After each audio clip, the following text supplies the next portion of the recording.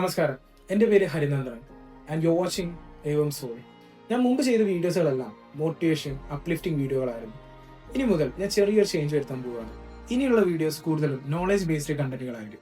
എന്തുകൊണ്ട് ഞാൻ knowledge based content എടുത്തു എന്നതിന് ഉത്തരം, മോട്ടിവേഷനിൽ കൂടുതൽ നമുക്ക് ടെമ്പററി ആണ് തരുന്നത്, പക്ഷെ നോളജ് ബേസ്ഡ് കണ്ടന്റുകൾ നമുക്ക് ലൈഫ് ടൈം ഇമ്പാക്റ്റ് തന്നെ ഉണ്ടാക്കും. ഞാൻ ഇന്ന് പറയാൻ പോകുന്നത് വേൾഡിൽ തന്നെ പവർഫുൾ ആയിട്ടുള്ള ഒരു ഫിലോസഫി സ്റ്റോയിസിസത്തിനെ കുറിച്ചാണ്.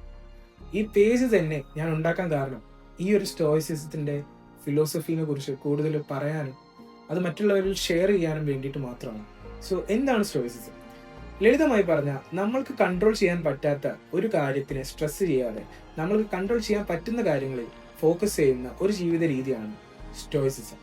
ലൈഫിൽ പല കാര്യങ്ങളും നമുക്ക് കൺട്രോൾ ചെയ്യാൻ പറ്റാത്തതുണ്ട്, അല്ലെ? അതിൽ മറ്റുള്ളവരുടെ ഒപ്പീനിയൻസ്, സിറ്റുവേഷൻസ്, ഫെയിലിയേഴ്സ് എല്ലാം ഉണ്ട്. നമ്മൾക്ക് കൺട്രോൾ ചെയ്യാൻ പറ്റുന്ന കാര്യങ്ങളുണ്ട്. അതാണ് നമ്മുടെ തോട്ടുകൾ, നമ്മുടെ റിയാക്ഷനുകൾ ആൻഡ് നമ്മുടെ ആക്ഷനുകൾ.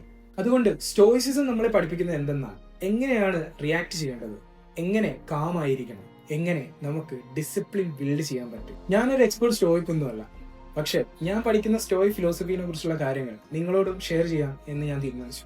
കാരണം ഗ്രോത്ത് ഒരുമിച്ചുള്ളപ്പോഴാണ് ഏറ്റവും കൂടുതൽ പവർഫുൾ ആകുന്നത്.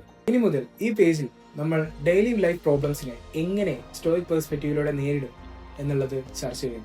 How to handle stress, how to control your emotions, how to become mentally strong. ഇവയെല്ലാം നമുക്ക് ഒരുമിച്ച് പഠിക്കാം. നിങ്ങൾക്കും ഏവം സോളിന്റെ ഭാഗമാകാം. Please follow, let's evolve together.